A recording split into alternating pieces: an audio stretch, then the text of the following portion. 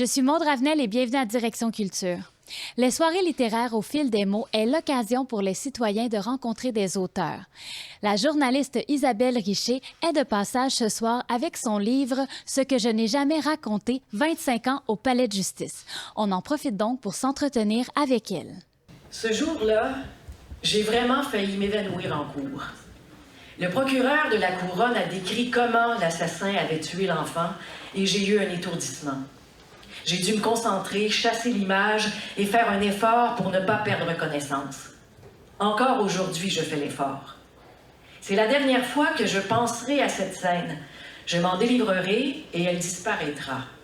C'est assez rare que les journalistes vont livrer ce qu'ils ont vécu, comment ils se sont sentis. Est-ce que ça a été une longue réflexion avant de décider d'ouvrir justement les pages de votre histoire au grand public? Bien, c'est justement ça que je voulais exprimer, c'est-à-dire que le titre, il dit tout. Ce que je n'ai jamais raconté parce que c'est pas intéressant de raconter ça quand on est journaliste. C'est pas ça le but quand on est journaliste. On raconte pas comment on se sent, on raconte pas comment on reçoit une histoire ou comment on réagit. C'est pas important. On raconte les faits. Alors, avec des années de recul, ça n'a pas été si long que ça comme réflexion, sinon que de le vivre. Parce que c'est le genre de livre que tu ne peux pas écrire après 1 an ou 2 ou 3 au Palais de justice. Tu n'as pas le recul nécessaire. Mais 25 ans, là, tu commences d'abord à voir les choses autrement et à avoir quelque chose à dire et un regard particulier là, sur ce que tu as vécu pendant toutes ces années-là. Dans le livre, on lit les histoires, on voit que ça a été difficile, les vivre, surtout dans vos jeunes années en tant que journaliste, mais vous avez quand même décidé de continuer à être journaliste à ce moment-là, bien, journaliste judiciaire. Pourquoi avoir décidé de continuer et pas demander autre chose? Mais parce que, évidemment, plus les années passent, moins c'est difficile. Et comme je dis toujours, je ne sais même pas si je l'ai écrit dans le livre, je ne me rappelle plus, mais si tu es médecin et que tu pleures à chaque fois que tu perds un patient, t'en finiras plus, là, tu sais, change de job. Alors, c'est un petit peu comme ça pour nous, les journalistes judiciaires.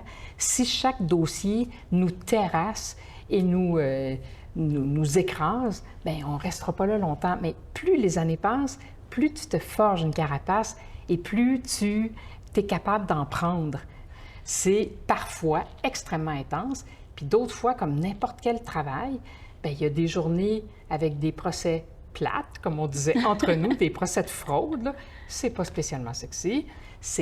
Oui, c'est cruel, parce que oui, il y a des gens qui ont souffert des fraudes, oui, tu les vois des fois, les victimes qui viennent en témoigner, mais c'est pas déchirant comme quand des parents d'une enfant assassinée viennent te raconter le drame, là.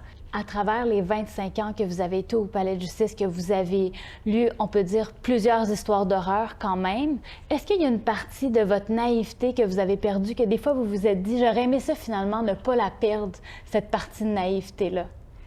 Je me suis jamais dit ça. J'ai jamais vu les choses comme ça. C'est drôle, j'ai jamais pensé que je perdais de la naïveté en apprenant la cruauté du monde ou de l'humanité. Au contraire, je pense que ça te forme à cesser d'imaginer que l'humanité est bonne tout le temps. L'humanité est faite de tout ça et tu ne fais que te l'imaginer. Mais quand tu la vois à l'œuvre, bien là, tu arrêtes de t'inventer des histoires ou de les imaginer. Là, ce sont de vraies histoires. Et ce sont de vraies histoires avec un revers, parce que c'est pas juste le crime. Et c'est ça que j'ai constaté avec les années, et c'est ça que j'ai voulu rendre dans le livre. C'est-à-dire que oui, il y a l'horreur, il y a le fait auquel on est confronté, mais tout ça arrive de quelque part. Et c'est ça, je pense, qui a été le plus formateur pour moi. Et quand vous dites, est-ce que vous auriez voulu ne pas la perdre, votre naïveté? Bien, pas tant que ça, finalement, parce que ça te forme, ça te fait les pieds, comme on dit, d'apprendre comment les gens vivent malheureusement. Justement, les personnes qui font ces crimes-là, qui les commettent, ça reste que c'est des gens souvent qui sont extrêmement blessés à l'intérieur. C'est rare que les gens agissent tout bonnement comme ça. Il y a une histoire derrière. Puis on la voit, cette histoire, à travers le livre, ce qu'on ne voit pas toujours dans les médias. Bien non, bien sûr, parce que, un, on n'a pas le temps de le rapporter. Deux, on ne le sait pas toujours. Et 3, on finit par l'apprendre au fur et à mesure du procès. Ce sont des choses qu'on apprend vers la fin du procès. Et alors, vous savez ce que c'est, hein, un reportage télé, là, aux nouvelles, c'est 1 minute 45. Dans les journaux, c'est je ne sais pas combien de mots, là, parce qu'ils fonctionnent en mots. Alors, qu'est-ce que tu as le temps de dire en 1 minute 45 ou en, je ne sais pas, moi, 800 mots? Bien, tu ne racontes pas l'histoire malheureuse du délinquant, alors que c'est une partie de la réponse. Et oui, c'est important. Et tu ne vois pas ça au début de ta carrière de journaliste judiciaire parce que tu es tellement happé par les faits, puisqu'il faut que tu les racontes, que tu les rapportes. Et tu n'as pas le temps de t'élever au-dessus de ça et de voir le côté macro de l'histoire. Alors, tu rapportes les faits bruts, mais avec le temps, tu finis par comprendre toute la détresse qu'il y a dans ces gens-là, toute la souffrance que ça suppose et que ça contient, les crimes d'une si grande violence. J'aimerais ça savoir, quand vous n'êtes pas en train de lire un rapport de cours, qu'est-ce que vous lisez? Je lis beaucoup de littérature québécoise et beaucoup de littérature européenne. Je suis une grande fanatique de la lecture. Vraiment, je ne peux pas imaginer ma vie sans livre. Je serais vraiment furieusement malheureuse. Et plutôt des romans d'amour ou des romans policiers? Je lis j'aime beaucoup les romans psychologiques. OK. Les romans d'amour, c'est amusant. J'ai pas le souvenir d'en avoir lu un récemment, là, dans les 10 dernières années. Mais oui, bien sûr, parce que ça demeure un thème formidable. Mais je ne sais pas, qu'est-ce que j'ai lu récemment? J'ai lu, en plus, ça fait déjà longtemps qu'il l'a publié, mais je ne le trouvais pas. J'ai lu le dernier Jean-François Beauchemin qui s'appelle Le Roi Telet, qui est un livre formidable. J'ai lu évidemment celui que tout le monde a lu, là, Rue du Plessis, de Jean-Philippe Plault. Alors, je lis beaucoup de littérature actuelle. J'ai un goût éclectique, là. Je pourrais lire pas mal n'importe quoi. Et j'ai un amour inconditionnel pour les classiques grecs, parce que j'ai étudié en grec.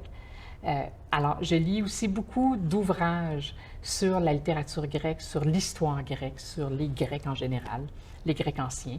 Je sais que vous aimeriez écrire un autre livre. Est-ce qu'il est en cours de rédaction? Il n'est pas en chemin encore. Il est latent, quelque part dans mon cerveau. Évidemment, lire, ça suppose... pas lire, mon Dieu, le beau lapsus. Écrire, ça suppose énormément d'investissement de temps. Il faudrait que je sacrifie quelque chose. Et là, je ne sais pas quoi. Je fais beaucoup de sport. J'en ai besoin. C'est mon équilibre. Oui. Je lis, je travaille. Je ne sais plus où couper. Et ce qui est très amusant, c'est que mon amoureux est un auteur. Alors là, il s'est mis en tête qu'un jour, nous allons écrire à 4 mains. Alors okay. là, tu regardes, chérie, elle va commencer par écrire mon 2e livre. On verra bien si on en écrit ensemble. Puis est-ce que ça serait un livre de fiction ou on resterait encore dans la réalité? J'aimerais ça aller vers la fiction. Et j'ignore si je m'inspirerai de tout ce que j'ai vu, ce dont j'ai été témoin, parce que c'est sûr que c'est une matière assez riche pour écrire. Bon, est-ce que ce serait un livre policier ou autre chose du genre? Ou est-ce que ce sera un essai sur le monde de la justice? Ça pourrait être ça aussi.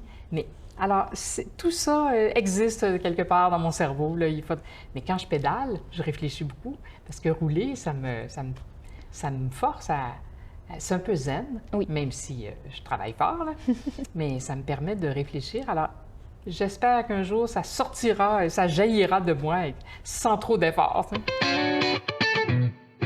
Au fil des mots en est à sa 9e année et vous êtes l'instigatrice de ces événements. Pourquoi vous avez décidé de créer ces événements-là au tout début? Bien, je suis l'idéatrice, même si j'ai travaillé avec mes collègues, parce que j'avais envie de donner une plus grande place à la littérature durant la saison estivale. Mais comment faire pour donner le goût aux gens de venir écouter des auteurs alors qu'on a envie d'être à l'extérieur? Bien, la réponse était dans la question. On a décidé de mettre en place des rencontres littéraires qui se dérouleraient vraiment dans les parcs. Et puis, l'idée, c'était vraiment d'accrocher le passant, de donner le goût de la lecture, même à ceux qui n'ont pas l'habitude de nous fréquenter durant l'année. Puis, lorsqu'il y a de la pluie, l'avantage, c'est comme aujourd'hui, vous pouvez quand même faire les événements parce que vous les faites dans les bibliothèques à ce moment-là. Oui, malheureusement, aujourd'hui, l'événement va se dérouler à l'intérieur, mais je dirais, si on retourne en arrière sur les 9 saisons, il y a eu très peu de rencontres à l'intérieur. On a eu beaucoup de chance. Le lundi, il fait beau à Repentigny. Au fil des mots, a des partenaires. Qui sont-ils? Bien, premièrement, il y a les 5 villes de la MRC, donc Charlemagne, l'Assomption, l'Épiphanie, Saint-Sulpice, Repentigny.